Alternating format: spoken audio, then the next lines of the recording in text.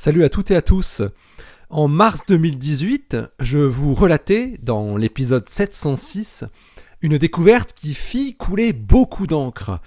Celle d'une galaxie naine ultra diffuse, quasi dépourvue de matière noire, NGC 1052 DF2. Cette découverte fut suivie par une seconde du même type un an plus tard, on en avait parlé dans l'épisode 843, et après avoir fait l'objet de nombreux doutes, on finit par comprendre que ces galaxies avaient été dépouillées de leur matière noire par l'effet de marée d'une grande galaxie proche. Mais aujourd'hui, c'est une nouvelle galaxie naine ultra diffuse qui est observée par une toute autre équipe de recherche et qui apparaît totalement vide de matière noire. Et cette galaxie naine est une galaxie isolée, excluant donc tout effet de dépouillement. AGC 114905, c'est son nom, défie également le modèle de gravitation modifiée MONDE. L'étude est publiée dans les Monthly Notices of the Royal Astronomical Society. Astronomie, astrophysique, cosmologie, astroparticules. Ça se passe là-haut, par Eric Simon.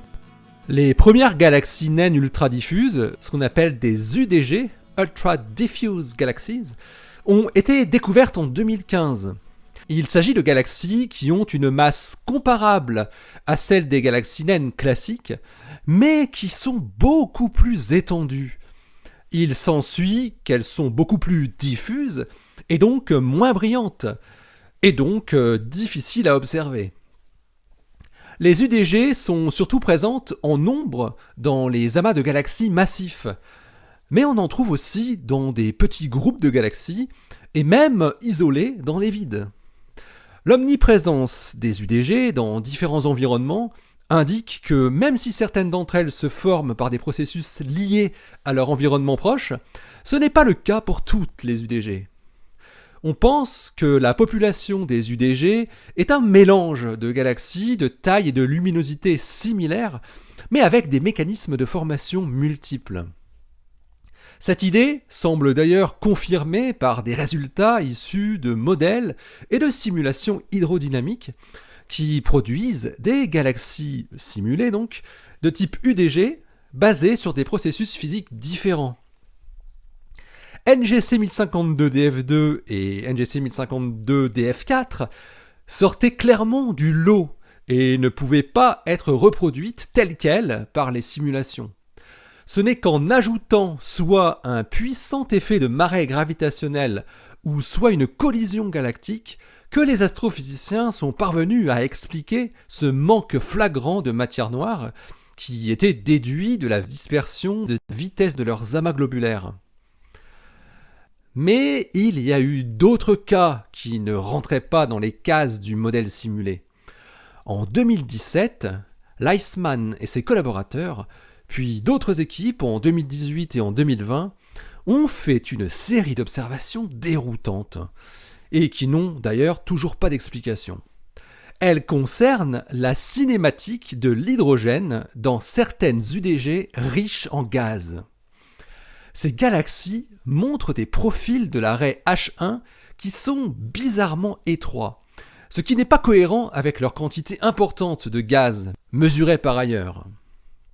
Puis en 2019 et en 2020, Pavel Mancera-Pina et ses collaborateurs ont étudié un ensemble de 6 UDG riches en gaz à l'aide d'observations interférométriques de la raie H1, c'est la raie de l'hydrogène neutre, mais à basse résolution, avec 2 éléments par côté de galaxie.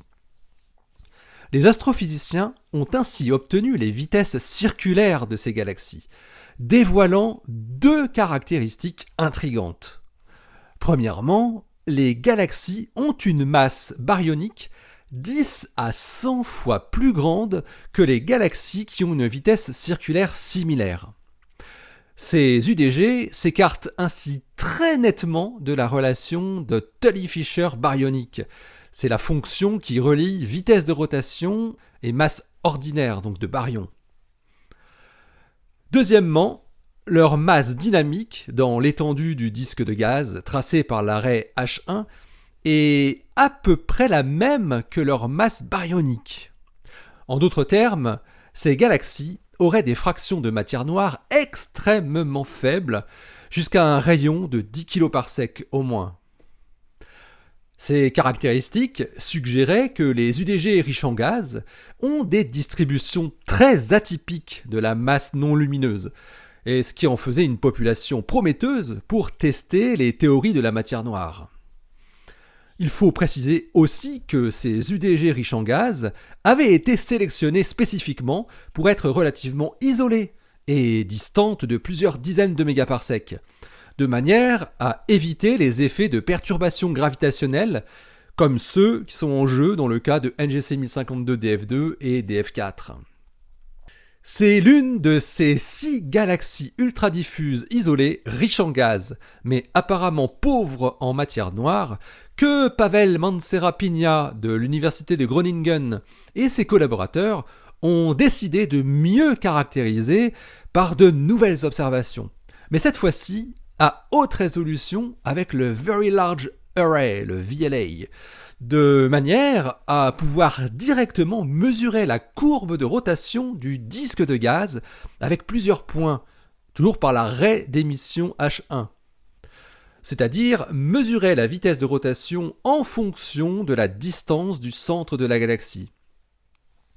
Les chercheurs ont bénéficié de 40 heures d'observation entre juillet et octobre 2020.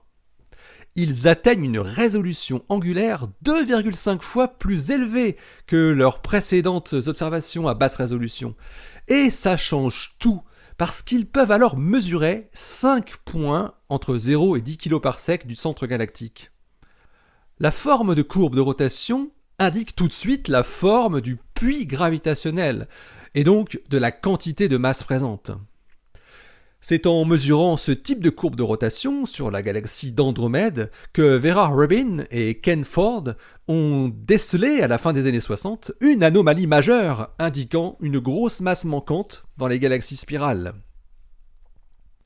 Alors il s'agit ici de la galaxie nommée AGC 114905 qui se trouve à 250 millions d'années-lumière.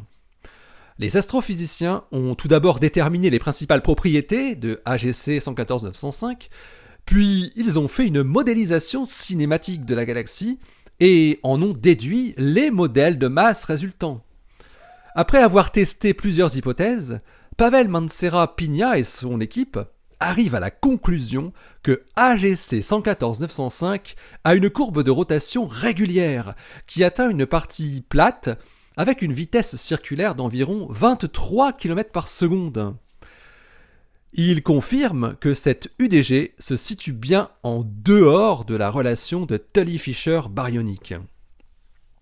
Le profil de vitesse circulaire observé peut être expliqué presque entièrement par la contribution de la matière baryonique, c'est-à-dire le gaz et les étoiles, avec peu de place pour la matière noire, jusqu'à un rayon de 10 kPa. De plus, les chercheurs montrent que le profil de vitesse circulaire ne peut pas être reproduit par un halo standard de matière noire froide.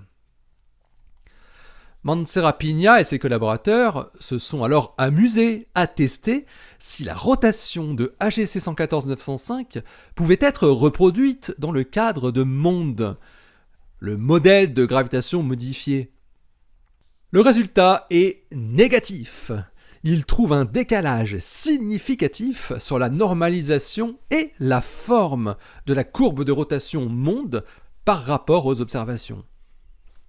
La géométrie du système, supposée être un disque axisymétrique incliné, est la principale source d'incertitude dans ces résultats. L'inclinaison de AGC 114905, 32 degrés plus ou moins 3, que les astrophysiciens mesurent à partir de la carte de l'arrêt H1 indépendamment de sa cinématique, est un point de vigilance sur les résultats, sa surestimation pouvant modifier les résultats de vitesse de rotation. Mais Mansera-Pigna et ses collaborateurs démontrent avec un certain nombre de preuves indépendantes que l'inclinaison ne peut pas être surestimée au point de changer significativement les résultats obtenus. Les efforts pour observer une autre UDG riche en gaz à une résolution spatiale similaire mais qui a une inclinaison plus élevée sont d'ores et déjà en cours, selon ce qu'annonce Pavel Mansera-Pigna dans sa conclusion. Le fait que les 6 UDG étudiés à partir de 2019, qui ont différentes inclinaisons, montrent le même comportement dans leur rotation, plaide en faveur de leur caractère réellement exotique et suggère que les résultats obtenus ne sont pas le sous-produit d'incertitudes systématiques. Les résultats précédents sur ces UDG riches en gaz sont renforcés par cette étude fine sur l'une d'entre elles. Elles ont bien une dynamique surprenante qui indique une quasi-totale absence de matière invisible. Cette observation de l'absence de matière noire dans des galaxies ultra-diffuses riches en gaz est très intéressante car elle pourra potentiellement fournir des indices révélateurs pour comprendre la nature de la matière noire, qui peut être présente ou absente dans les galaxies. Outre le fait que cette observation permet de rejeter une solution à gravitation modifiée. En attendant, il est fort à parier que l'encre va encore couler à flot.